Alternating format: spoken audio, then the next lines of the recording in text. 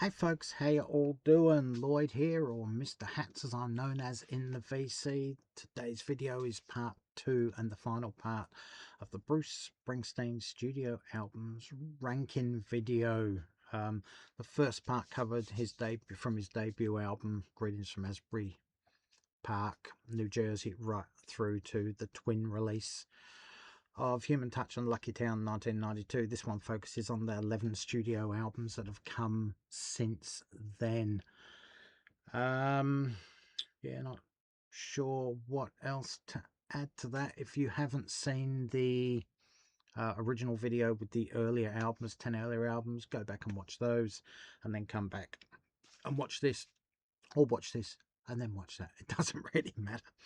Anyway, let's get on with it. So number 11 out of 11 from the latter day career of Bruce Springsteen. We go to the Sega Sessions from 2006. I get why Springsteen would do a covers album of Pete Seeger songs. They're in his DNA. They're protest songs. They're songs about the land. They're songs about the underprivileged.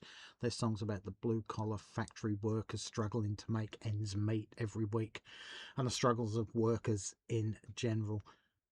This album should work on every level, but it just doesn't get out of first gear for me, and I really struggle to even get through the first half dozen songs without turning it off. It's just doesn't do it for me. 3 out of 10. Sorry guys. Number 10 on the list, and we're going to go to, let's go through this first. Hang on. Yep. There's only 2 songs in Springsteen's career I dislike. The one I just showed you, and this one, 2014's High Hopes. It's not really a studio album as such, not a fresh one. It's a compilation or archives album, technically speaking, with some of the songs drawn from his unreleased files, his unreleased archives over the years. Others have been written by other people. Others are re-recordings that have been reimagined from his back catalogue to here. Tom Morello's plays a big part on this album. I'm not a fan of Tom Morello or his sound or his style or anything about him. Therefore, I really, really struggle with this album, just like the other one. Yeah, I can't get past really the first 3 or 4 albums, 3 or 4 tracks on here before I want to switch it off. So it's a big struggle. This one comes in at 4.4 out of 10 from me, sadly. Number 9, we're going to go to 2019's Western Stars. What an excellent album cover, isn't it? Absolutely brilliant. This album has a vibe and a feel somewhere between Nebraska and The Ghost of Tom Joad, with its solemn, dour, dark themes, but the songs just aren't in the same league as those 2 albums, sadly. There's a lot of half-decent songs on here. They make the pass mark, but there's a couple that just feel like it's going through the motions just to create an album, and that's what really lets it down for me. I can't even think of any song apart from Tucson Train and Joe's Cafe. I'm really struggling to pick any more songs on here that really stand out for me. It does come in at a pass mark of 5 out of 10. Number 8 on the list, we're going to go to his most recent album, 2022's Only the Strong Survive. It's an R&B soul covers album whereby Bruce has a chance to showcase songs from the 60s and 70s, songs that influenced him during his formative years, songs that he really liked, and they're not all well-known songs. Some of them are quite obscure, actually. I'm a big R&B soul guy, whether it's Motown, Atlantic, Stax, you name it. I like that era of music, and some of these songs, at least half a dozen, I had no idea what they were. I had to check them out to Google the original version. So yeah, he's done very well at picking out some more obscure songs as to the stock standard hits so to speak, from that period. His voice sounds really good. The band he's using's got that good solid R&B vibe to it. His voice does really well in that style of song. And yeah, it's just a half decent album for a covers album. I'm not a big fan of covers albums, but this one comes in at 6.2 out of 10 from me. Next up, number 7, the only album I don't own on compact disc by Bruce Springsteen, and it's Letter to You. Recorded live in the studio, mainly over 1 or 2 takes. I say no overdubs, but they do say very, very few overdubs. So it gives the songs a very warts and all, rough, ragged, raw feel. Again, another album that should have worked on every level, having that live feel to it. But the quality of the songs just isn't there, and that seems to be a running theme with a lot of Bruce's material over the last 20 years. The songs lack something, and they feel half-baked for the most part. But yet, like High Hopes, there's several good songs on it, and the rest just seemed like he's struggling to write new material and just going through the motions. Yeah, so this one does come in at 6.6 out of 10. I'm really struggling. I think Last Man Standing, probably Rainmaker, and Burning Train might be my 3 favourite songs, but even they don't stand out as much as they really should for best songs on a Springsteen studio album. But yeah, that one comes in at 6.6 out of 10. Number 6 on my list, we're going to go to 2012 with Wrecking Ball. I used to really love this album when it came out. I thought it had a real folky punk vibe to it. I think Dropkick Murphys actually appear on one track on this album from memory. I could be wrong, but I seem to think they do, and it's got that Dropkick Murphys punks folk vibe to it, which I really, really used to love.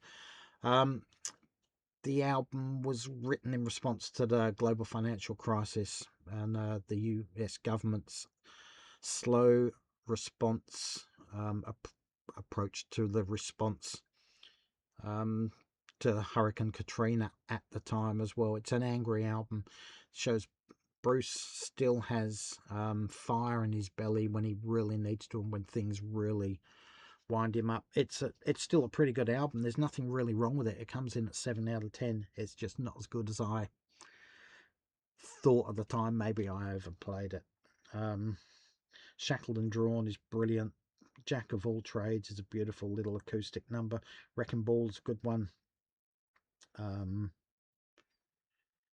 American Land and Swallowed Up are 2 very good songs, but they're bonus tracks. But yeah, still a pretty good late career album from Bruce Springsteen, in my opinion. Next up at number 5 in the post 1992 studio albums rankings for Bruce Springsteen. Number 5, so we're going to go to 2005, Devils and Dust. Essentially an acoustic album, basically a collection of songs that had been written or demoed over the previous decade, but either never finished or didn't quite fit on the albums he was recording at the time for whatever reason, either musically or lyrically. But to get a collection of songs, unrelated songs, and make them fit into a cohesive, fluent, working album without any real faults, that's a feat in itself. And this album comes in at 7.6 out of 10 from me. All the Way Home, Maria's Bed, Jesus Was an Only Son, and I would have to say Devils and Dust would have to be my pick tracks from that album. Number 4 on my list of his latter day rankings video, we're going to go to 2009, Working on a Dream. This album was used as a political rally cry to get Barack Obama elected. The first time The title track, Working on Dream, was actually used at his campaign rallies, etc., except Barack Obama's campaign rallies. That said, Outlaw Pete on this album, the opening track, would probably be my second or third favourite Bruce Springsteen track of all time, which is probably why this album ranks probably a bit higher than it should, but that's just an absolute majestic piece of songwriting and storytelling, in my opinion.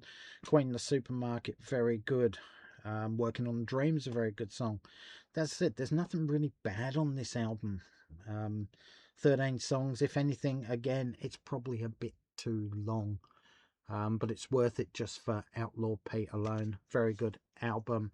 7.8 out of 10. Number 3 in this ranking video, an album that a lot of people that I've seen do videos rank this at the bottom.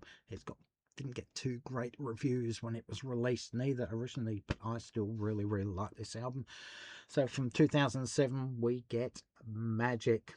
I think it's full of energetic rock, sort of really happy bouncy rock. The lyrics are still dark, solemn, somber, but they're disguised by a very upbeat, positive sounding album musically, so it's easy to brush over the messages Bruce is trying to get across during this album. That's probably why a lot of fans dislike it, but I like it. It's a good foot tapping album. You can just listen to the music and not worry about what he's trying to preach, and that's a pleasant change for a Bruce Springsteen album. Radio Nowhere is a really good song. Gypsy Biker, Girls in Their Summer Clothes, and Devil's Arcade would be the standout tracks for me. This one I absolutely love. It comes in 8.3 out of 10.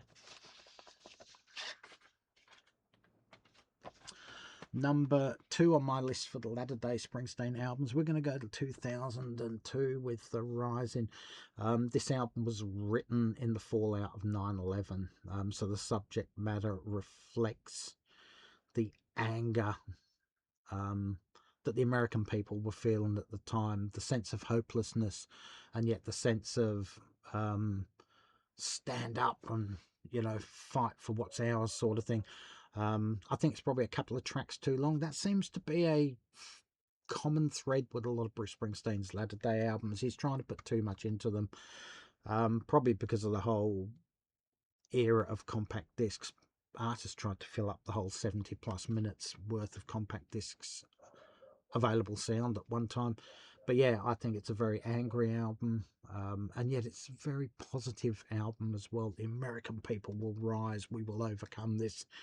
But yeah, excellent album. 8.8 out of 10 from me. And that leaves my number 1 album. Fans are going to know exactly what this is. 1995, The Ghost of Tom Joad.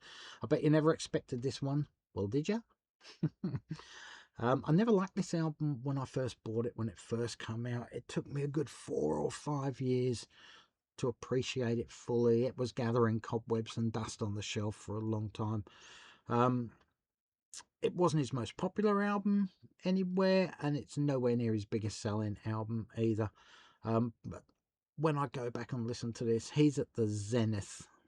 He's at the peak of the mountain with his songwriting on this album. In my opinion, it's bone chilling as he conveys the emotions of the songs perfectly. If you've never given this album a second thought, or played it once and put it in the back of a cupboard, in a dark cupboard somewhere, get it out and listen to it. You may be surprised. Give it 2 or 3 listens. Listen in the dark with the headphones on, or the cans, whatever you want to call them. Absolutely majestic album. And this, yeah, just an absolute incredible album. Up there at 9.5 out of 10 for me. So go on, folks, give this album a listen if you've never listened to it. Best tracks on here for me: the title track, Ghost of Tom Joad, absolutely brilliant. Balboa Park, really good. And in fact, you know what, I could pick any else track off this. Just go and play it, go and listen to it yourself. You'll get what I mean, I hope. Anyway, guys, leave your comments section as usual in the comments section below, and let me know what you think of this half of the Bruce Springsteen studio albums rankings. Just get ready, folks. The next video I'm going to do will be one that encompasses all 21 albums just in a row. I'm not going to talk about the albums. They've all been in these 2 videos, but it will give you some idea of where they all fit in a complete rankings for me. Till next time, guys. Thanks for watching. Stay safe. Take care. All for now. Catch you around. And bye, folks.